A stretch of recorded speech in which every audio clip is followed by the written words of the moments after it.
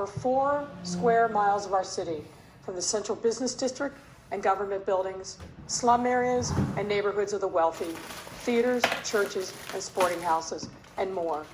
We rose from the ashes the very next day to grow bigger and stronger than we had ever been before.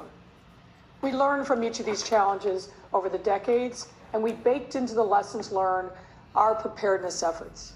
In each of these tragedies and crises, every single time, heroic Chicagoans of every stripe, young, old, of every race, color, and creed, have risen up and said, "How can I help?"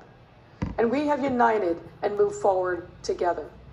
Resiliency and resolve are baked into our DNA, and as a people, this is our moment to prove ourselves and to a nation that in Chicago, we may get bent, but we will never be broken. Let's talk about some specifics about the virus itself and our efforts to combat it. The threat posed by the coronavirus, or COVID-19, is real and growing. I want you to know that we have been and will continue to be aggressively tackling the threat this poses to you and your loved ones. Our Department of Public Health started tracking this virus when the first reports started coming from China in December, almost 4 months ago.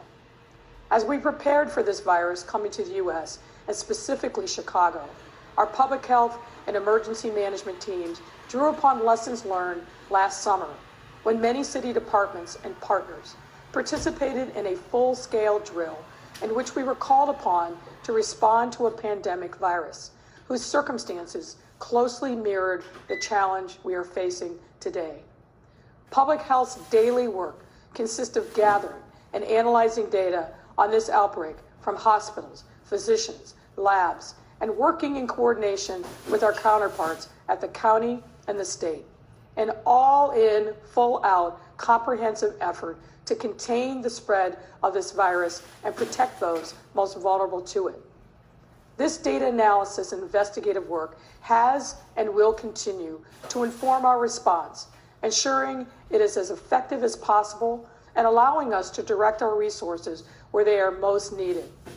I want you to be able to lay your head down at night, comforted by the fact that we are ready to meet this challenge. We prepare all year long for crises so that when it comes to our door, we are tested and ready. And we have and will continue to rise up to meet this unprecedented challenge. Our incredible Public Health Commissioner, Dr. Allison Arwady, has built her career around addressing infectious diseases all over the world, working to tackle Ebola in West Africa, MERS in Saudi Arabia, and HIV and tuberculosis in Botswana. She worked on response to H1N1 and SARS. Remember those? And Allison and her incredible team of public health are ready. Tune into her daily updates on Facebook Live on The Doctor Is In at 11 a.m. daily, and do check chicago.gov/coronavirus for the most up-to-date information. And our first responders, police, fire, EMTs, call takers, and dispatchers, they run to danger every day and meet you in your most distressed moments.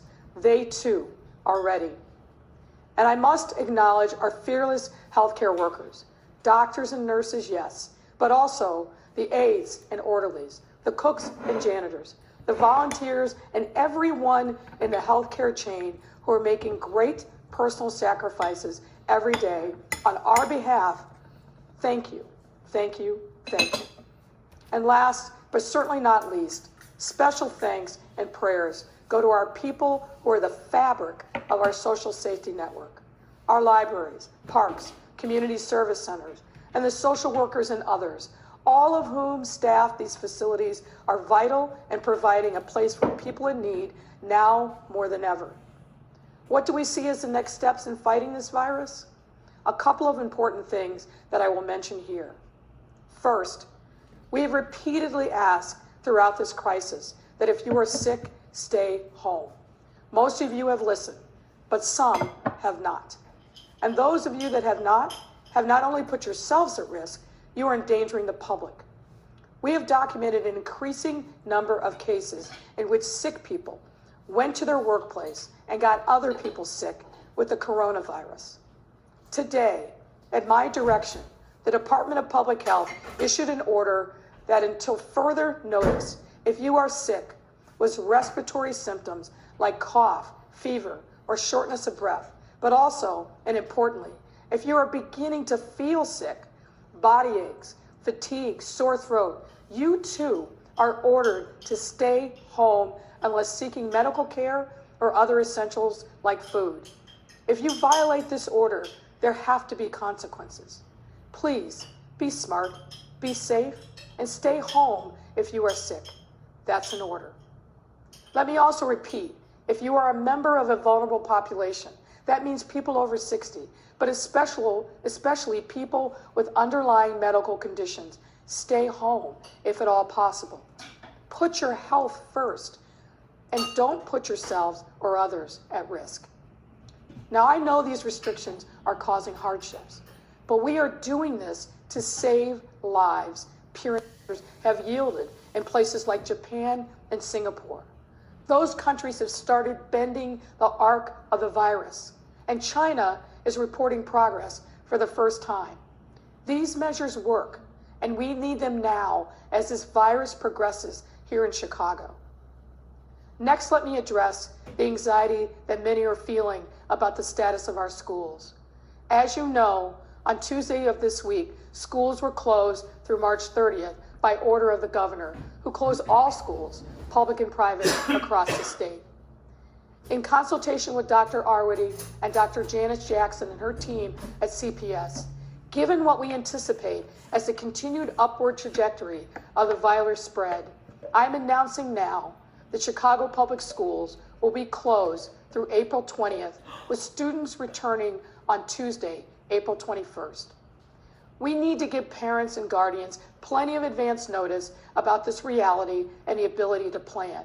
CPS and the city will continue to support you in the ways that they have through these early days of the school closures. 1,000 thanks of gratitude to everyone inside and outside of CPS who have been stepping up for our kids and our families.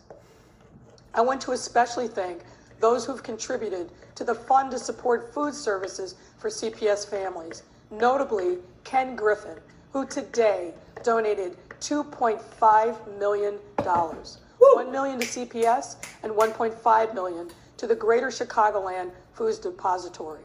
Ken and others are exhibiting extraordinary civic leadership at its finest. You go, Glen Coco. Let's talk dollars and cents for a moment. No question that our local economy is being hit hard by this crisis. Most notable is our hospitality industry. Conventions, hotels, restaurants, bars, and other forms of entertainment and service industries are suffering. Many have shared the immediate issues of cash shortages, concerns about making payroll, and for many, the very survival of your business is in question.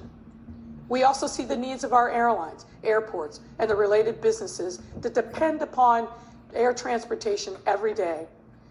Our mass transit is also being hit as people appropriately follow the directives to stay home, and employers have activated teleworking options for their employees. Know this: we have the incredible benefit of being a strong and diverse economy. In other instances where similar industries were hit here in Chicago, for example, as a result of 9/11, and more recently, the Great Recession of 2008 and 2009, our local economy in Chicago and the region bounced back strong and quickly from these downturns.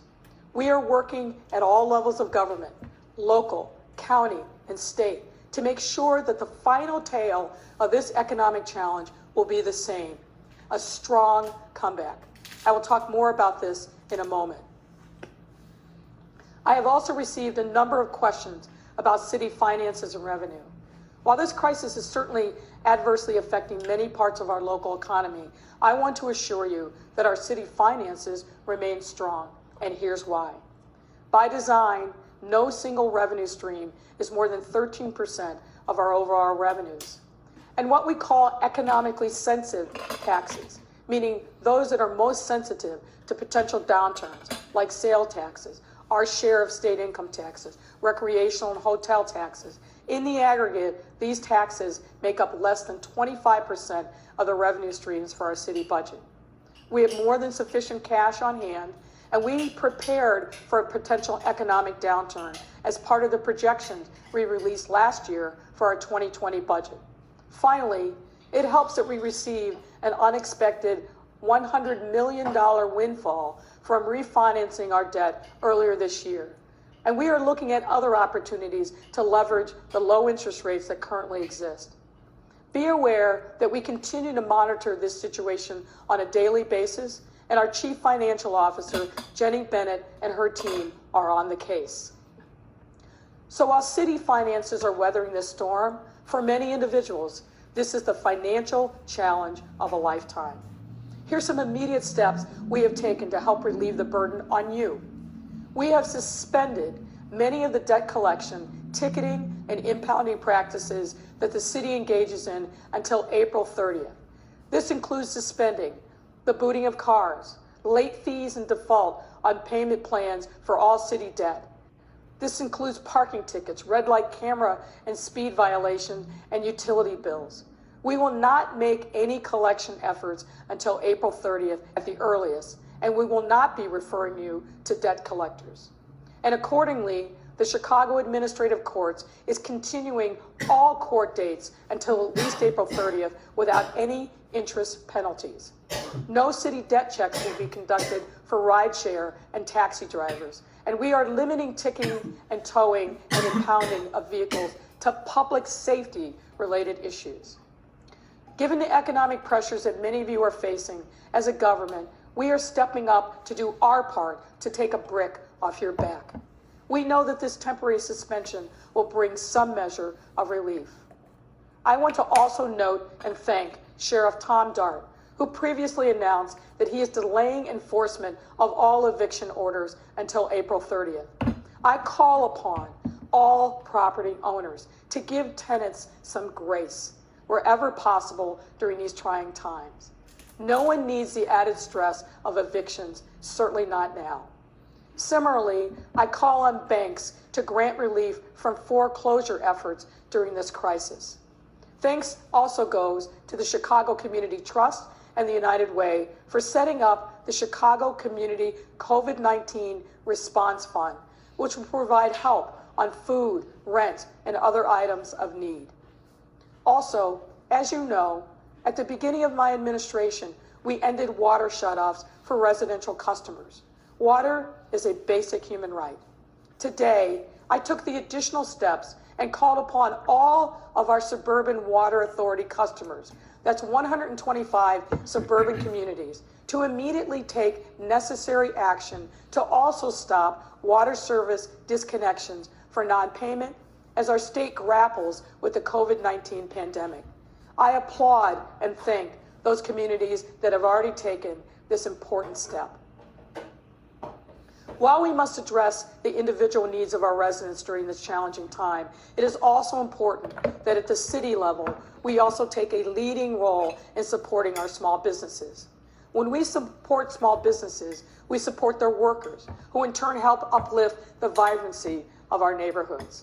That is why I am proud to announce the creation of the Chicago Small Business Resiliency Loan Fund. This fund will start with more than $100 million in targeted low-interest loans to severely impacted small businesses. These loans are designed to provide much-needed cash flow relief for neighborhood entrepreneurs. This is a public-private partnership involving a $25 million grant by the City of Chicago, $50 million in capital by the Chicago Community Catalyst Fund, as well as $10 million from Goldman Sachs Urban Investment Group. Thank you, Goldman. Thanks to City Treasurer Melissa Conyers-Irvin for her partnership in this effort, as well as to the Goldman team. I also need to acknowledge and thank Fifth Third Bank, who has pledged $1 million to the fund, as well as Bob Clark and his colleagues at Clayco Construction, who have pledged $250,000. We urge others, from business, philanthropy, and individuals to contribute to this fund. It is a meaningful way to help our small businesses meet payroll, avoid layoffs, and survive under extraordinarily dire circumstances. In addition to the Resiliency Loan Fund, we are providing further relief to small businesses by extending the due dates for tax payments until April 30th for the following taxes: bottled water tax, checkout bag tax, amusement tax, hotel accommodation tax, restaurant tax, and the parking tax. I finally want you to know that we are in daily conversations with our federal partners, and particularly our Chicago area congressional delegation. Thanks to Senator Durbin and Duckworth and all of the congresspeople who touch Chicago for being our champions in Washington, D.C.